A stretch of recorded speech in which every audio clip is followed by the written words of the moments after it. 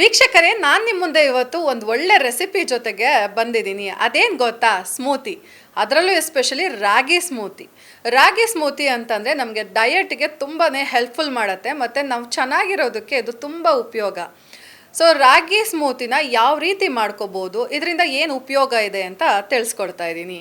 ರಾಗಿ ಸ್ಮೂತಿಯಿಂದ ನಮಗೆ ಡಯಟ್ ಆಗೋದ್ರ ಜೊತೆಗೆ ತುಂಬ ಬೇಗ ಹಸುವನ್ನ ಬೇಗನೆ ಇದು ಸ್ವಲ್ಪ ಕಮ್ಮಿ ಮಾಡುತ್ತೆ.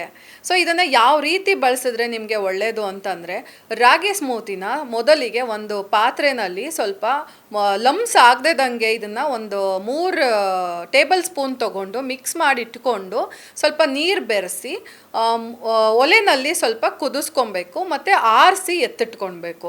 ಇದ್ರ ಜೊತೆಗೆ ಒಣ ದ್ರಾಕ್ಷಿ, ಖರ್ಜೂರ, ಬಾದಾಮಿ ಇದಿಷ್ಟನ್ನು ಸಪ್ರೇಟ್ ಎತ್ತಿಟ್ಕೊಳ್ಳಿ. ಜೊತೆಗೆ ಇದ್ರ ಜೊತೆಗೆ ಹನಿ ಸ್ವಲ್ಪ ಎತ್ತಿಟ್ಕೊಳ್ಳಿ, ಒಂದು ಅರ್ಧ ಸ್ಪೂನಷ್ಟು. ಇದ್ರ ಜೊತೆಗೆ ಮೊಸರನ್ನ ಸ್ವಲ್ಪ ಒಂದು ಅರ್ಧ ಕಪ್ಪಷ್ಟು ಎತ್ತಿಟ್ಕೊಳ್ಳಿ ಸೈಡಲ್ಲಿ. ಸೊ ಇದಿಷ್ಟನ್ನು ಬ್ಲೆಂಡ್ ಮಾಡಿ ಮಿಕ್ಸರಲ್ಲಿ ಮಿಕ್ಸ್ ಮಾಡಿಕೊಂಡು ಒಂದು ಲೆವೆಲ್ಗೆ ಕನ್ಸಿಸ್ಟೆನ್ಸಿ ಹೇಗಿರಬೇಕಪ್ಪ ಅಂತಂದರೆ, ನಾವು ಕುಡಿಯೋ ರೀತಿ ಇರಬೇಕು. ಜೊತೆಗೆ ಇದು ತುಂಬಾ ಬ್ಲೆಂಡ್ ಕೂಡ ಆಗಬಾರ್ದು, ತುಂಬ ನುಣ್ಣಗಾಗಬಾರ್ದು.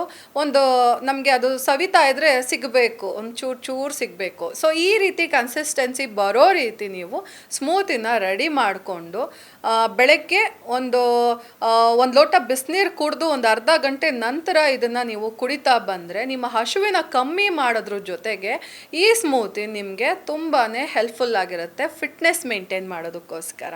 ಈ ಸ್ಮೂತಿ ರೆಸಿಪಿ ನಿಮಗೆ ಇಷ್ಟ ಆದಲ್ಲಿ ಕಮೆಂಟ್ ಸೆಕ್ಷನಲ್ಲಿ ಒಂದು ಕಮೆಂಟ್ ಮಾಡಿ.